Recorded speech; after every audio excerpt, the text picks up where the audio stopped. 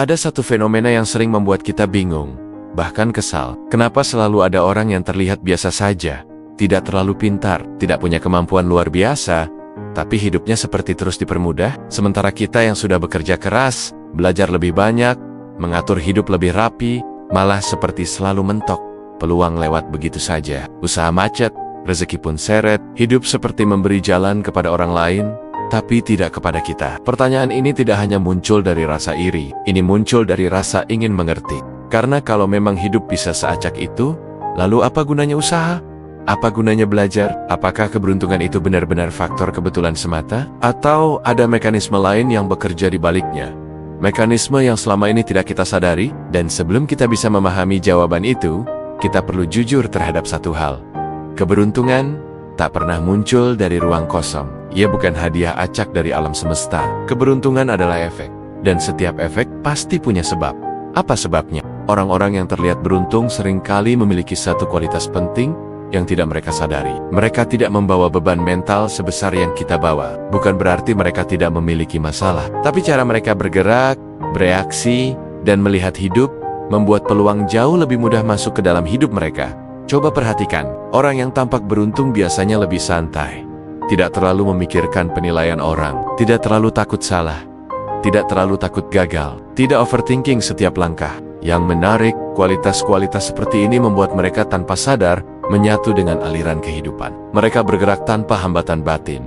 Pikiran mereka tidak dipenuhi tekanan. Mereka tidak terlalu banyak menutup pintu. Bandingkan dengan kita sering terlalu cerdas untuk kebaikan kita sendiri. Terlalu banyak analisis, terlalu banyak perhitungan, terlalu banyak memikirkan skenario buruk, terlalu takut mengambil peluang karena belum siap, terlalu ingin sesuatu berjalan sempurna, dan akhirnya kita malah menjadi penghalang bagi diri kita sendiri. Disinilah letak paradoksnya. Terkadang orang yang kurang pintar justru lebih beruntung karena mereka tidak menghalangi dirinya. Mereka tidak terlalu banyak batas mental. Mereka tidak terlalu banyak teori yang justru membuat mereka ragu untuk mulai. Sementara kita membawa kecerdasan, tapi kecerdasan itu dipertemukan dengan kecemasan. Kita membawa kemampuan, tapi kemampuan itu ditahan oleh ketakutan. Kita membawa potensi, tapi potensi itu digembok oleh overthinking. Di titik ini, kita harus memahami sesuatu yang lebih dalam. Keberuntungan bukan soal nasib. Keberuntungan adalah efek dari keadaan batin. Dan keadaan batin itulah yang membentuk cara kita membaca peluang, mengambil keputusan, sampai cara kita bereaksi terhadap kehidupan. Jika pikiran kita tegang, dunia terasa sempit. Jika batin kita berat, peluang terlihat menakutkan. Jika pikiran kita dipenuhi keraguan, energi kita mematahkan pintu yang ingin masuk. Disinilah perbedaannya mulai terlihat jelas. Orang beruntung seakan memiliki antena yang tidak kita miliki. Padahal antena itu sederhana. Mereka tidak macet. Mereka tidak terlalu banyak hambatan internal. Karena itu kesempatan mudah menempel kepada mereka.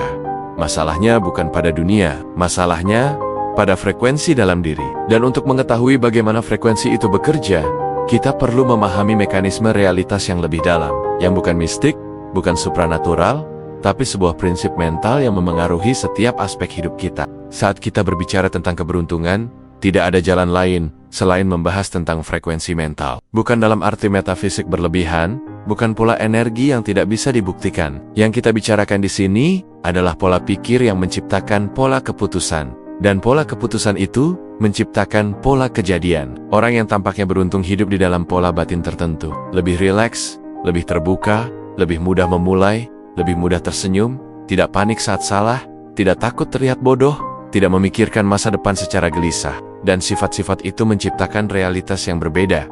Bayangkan dua orang berjalan di sebuah kota besar. Orang pertama berjalan dengan wajah cemas, pikiran penuh beban, langkah penuh keraguan.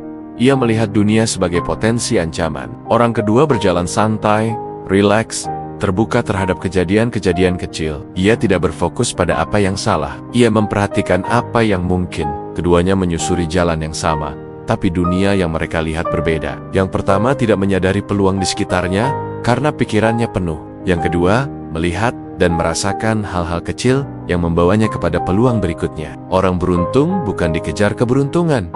Mereka hanya lebih peka terhadap kemungkinan. Dan rasa peka itu datang dari kondisi batin. Inilah yang sering dilupakan orang. Anda tidak bisa melihat peluang di luar jika pikiran Anda diselimuti beban di dalam. Selama pikiran dipenuhi kegelisahan, selama kita merasa tidak cukup, selama kita merasa dunia selalu lebih keras kepada kita. Selama itu pula, gelombang batin kita bertabrakan dengan peluang. Kita tidak melihat keberuntungan bukan karena keberuntungan tidak ada. Kita tidak melihatnya karena pikiran kita terlalu bising. Keheningan batin adalah magnet peluang. Ketegangan batin adalah pengusir peluang. Itulah mengapa orang yang kurang pintar bisa terlihat lebih beruntung. Mereka tidak punya pikiran ekstra yang menghalangi mereka. Ini satu fakta yang menyakitkan tapi membebaskan. Terkadang yang membuat kita tidak beruntung bukan kurangnya kemampuan, tapi terlalu banyaknya kekhawatiran. Namun ada satu faktor yang jauh lebih menentukan daripada semuanya.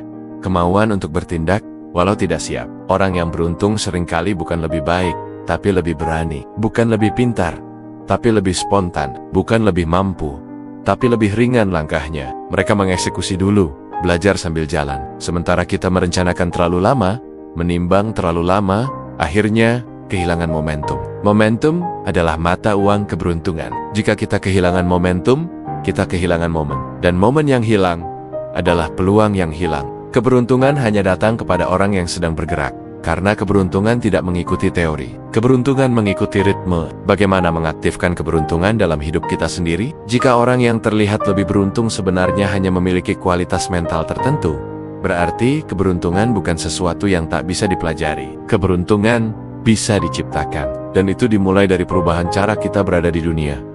Bukan hanya cara kita berpikir. Keberuntungan bukan datang dari percaya saja. Ia datang dari mekanisme batin yang bisa dilatih. Ringankan pikiran. Ketika pikiran penuh, dunia terasa sempit. Ketika pikiran ringan, dunia terasa luas. Dan peluang hanya muncul di ruang yang luas. Kita perlu belajar membiarkan, bukan menahan. Melepas, bukan memaksa. Ambil langkah kecil walau tidak siap. Peluang paling sering muncul bukan saat kita memperkirakan, tapi saat kita bergerak. Tidak ada jalan menuju keberuntungan yang tidak melibatkan gerakan spontan. Beri ruang untuk kejadian tak terduga. Orang yang beruntung sering menerima kebetulan indah, bukan karena mereka spesial, tapi karena mereka memberi ruang bagi hidup untuk melakukan bagiannya. Kurangi kecemasan yang tidak perlu. Semakin kita takut gagal, semakin sempit dunia kita. Semakin sempit dunia kita, semakin jauh peluang dari jangkauan. Berlatih hadir pada momen. Orang yang hadir melihat sesuatu yang tidak terlihat oleh orang yang pikirannya sibuk. Berani terlihat bodoh. Ini salah satu ciri paling kuat dari orang beruntung. Mereka tidak takut terlihat salah atau bodoh. Mereka mencoba dulu, belajar kemudian. Dan setiap eksperimen membuka jalan bagi momen-momen keberuntungan. Tingkatkan respons positif terhadap kejadian kecil. Bukan motivasi kosong. Ini mekanisme psikologis. Sikap positif memperluas persepsi. Persepsi yang luas menangkap lebih banyak peluang. Pada akhirnya keberuntungan bukanlah hadiah. Keberuntungan adalah keadaan mental yang membuka pintu. Keberanian yang menjaga pintu tetap terbuka. Dan gerakan yang mengundang dunia untuk masuk. Dan jika selama ini kita merasa hidup lebih keras kepada kita, mungkin bukan karena dunia tidak adil, tapi karena kita membawa terlalu banyak pintu tertutup di dalam diri. Kita tidak perlu menjadi lebih pintar untuk lebih beruntung. Kita hanya perlu menjadi lebih ringan, lebih terbuka, lebih hidup, lebih berani. Karena keberuntungan tidak memilih orang pintar. Keberuntungan memilih orang yang siap menerimanya.